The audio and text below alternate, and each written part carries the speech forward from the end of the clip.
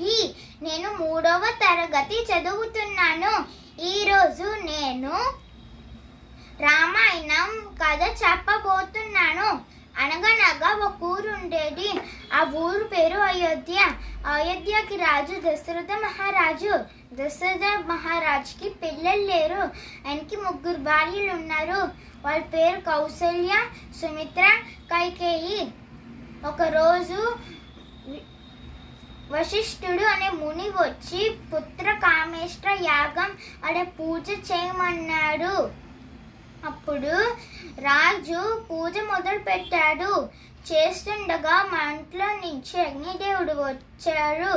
వచ్చి ఒక పాయసం ఇచ్చాడు. ఆ పాయసము ఇచ్చి, ఈ పాయసం ఈ 3 భార్యలకి పెట్టు అని చెప్పి మాయమైపోయాడు. అప్పుడు దశరథ మహారాజు ఆ పాయసంలో సగం పాయసం కౌసల్య, ఇంకో సగం సుమిత్ర, కైకేయికి పెట్టారు. కొన్ని రోజుల తర్వాత వాళ్ళకి పిల్లలు పుట్టారు.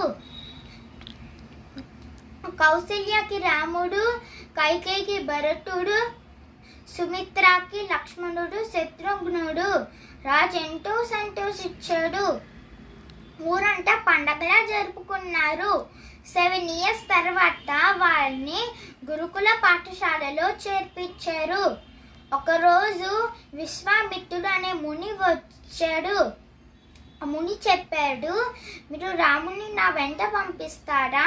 ఎందుకంటే మేము పూజ చేస్తుండగా రాక్షసులు వచ్చి మా పూజని పాడు చేసేస్తున్నారు. మీరు రాముని పంపిస్తే రాముడు తన బాణాలతో చంపేస్తాడు అని ముని చెప్పాడు. దశరథ మహారాజు రాముణ్ణి పంపించడం ఇష్టం లేదు. ఆయన రాజు ఆ ముని మాట విని రాముణ్ణి పంపించాడు. రాముని వెనకాల లక్ష్మణుడు కూడా వచ్చాడు. రాముడు, లక్ష్మణుడు ముని వెనకాలే వెళ్తారు. వెళ్తుండగా తాటకి అనే రాక్షసి అడ్డుపడింది. అప్పుడు వెంటనే ముని రాముడు ఆ తాటకి రాక్షసుని చంపేయమన్నాడు. అప్పుడు వెంటనే రాముడు బాణం తీసి చంపేశాడు. అప్పుడే ఆ ముని వాళ్ళ ఇంటికి తీసుకుని వెళ్ళారు. నెక్స్ట్ డే ఆ ముని పూజ చేస్తున్నాడు. అక్కడే రాముడు, లక్ష్మణుడు కాపలా కాస్తున్నారు. అక్కడికి రాక్షసులు వచ్చి ఆ పూజ పాడి చేద్దాము అని అనుకున్నారు. అప్పుడే రాముడు, లక్ష్మణుడు బాణాలు తీసి వాళ్ళని చంపేశారు. దాని తర్వాత ఆ ముని పూజ అయిపోయాక వాళ్ళిద్దరిని జనక మహారాజు దగ్గరికి తీసుకుని వెళ్తారు. వెళ్తుండగా రాముడి పాదంకి ఒక రాయి తగిలింది. ఆ రాయిలో నుంచి ఒక అమ్మాయి వచ్చింది. ఆ అమ్మాయి పేరు అహల్య. అహల్య చెప్పింది, నీ వల్ల నా శాపం పోయింది, థ్యాంక్ యూ అని చెప్పి మాయమైపోయింది. అప్పుడు ఆ ముని జనక మహారాజు దగ్గరికి తీసుకుని వెళ్ళారు. జనక మహారాజా ఒక శివధనస్సు చూపించారు. అప్పుడు ఆ జనక మహారాజు చెప్పారు, ఎవరైతే ఈ శివధనస్సుని విరుస్తారో వాళ్ళకి నా కూతురు సీతనిచ్చి పెళ్లి చేస్తాను అని చెప్పారు.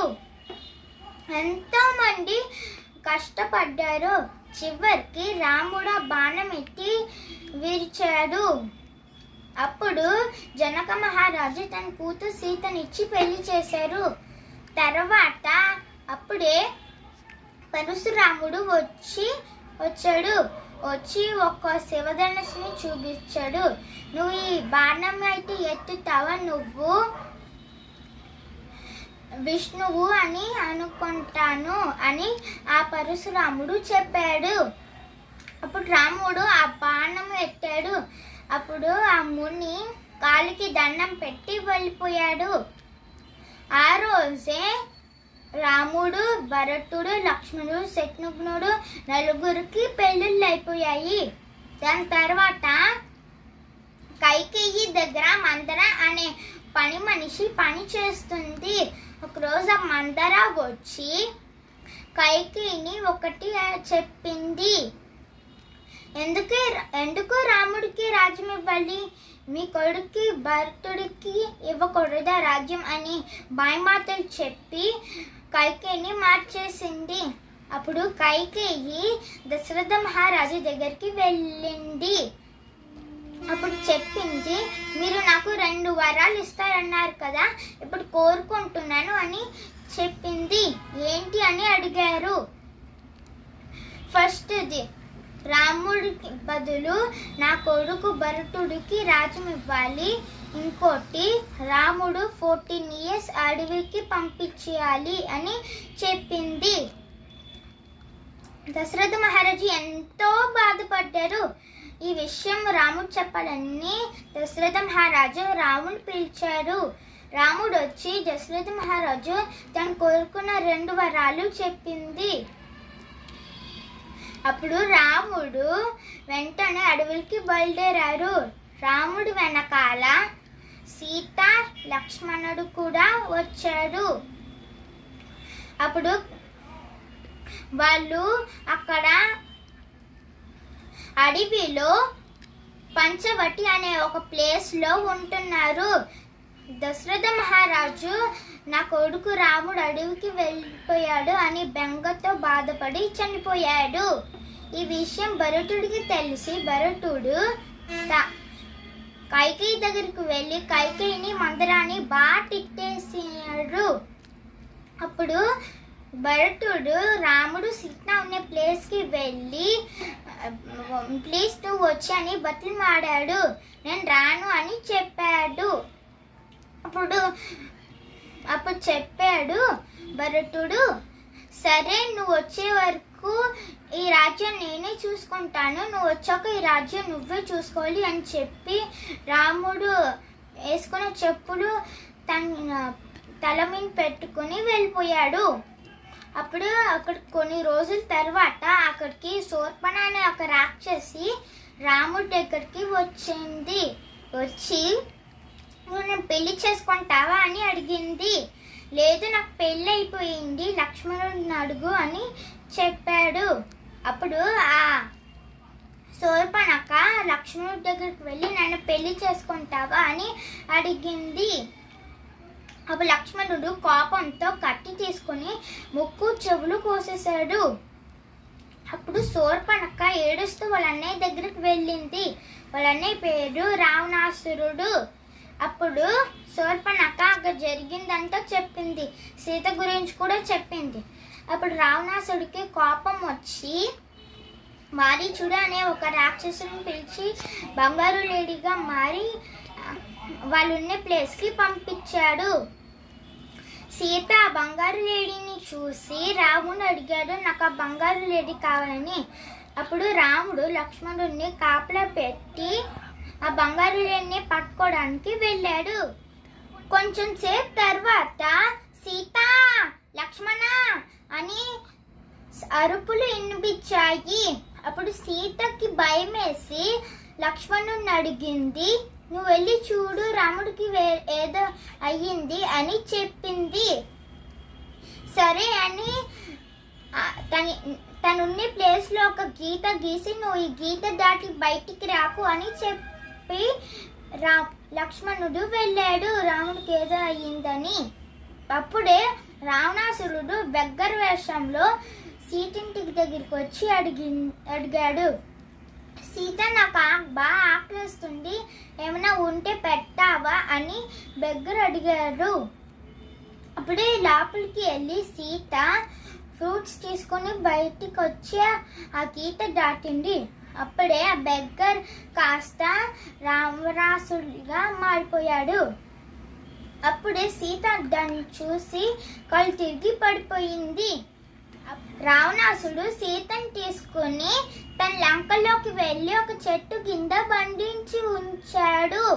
అప్పుడే లక్ష్మణుడు రాముడు తిరిగి వచ్చేసంగానే సీత కనిపించట్లేదు. దాంతో రాముడు ఎంతో బాధపడ్డాడు.